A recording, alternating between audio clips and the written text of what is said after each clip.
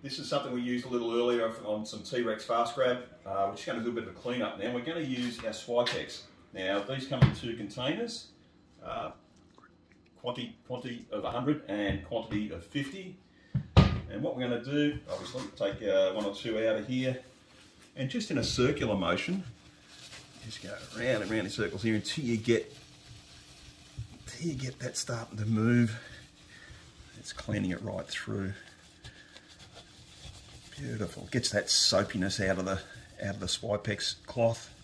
As you can see, really cleaning that up nicely.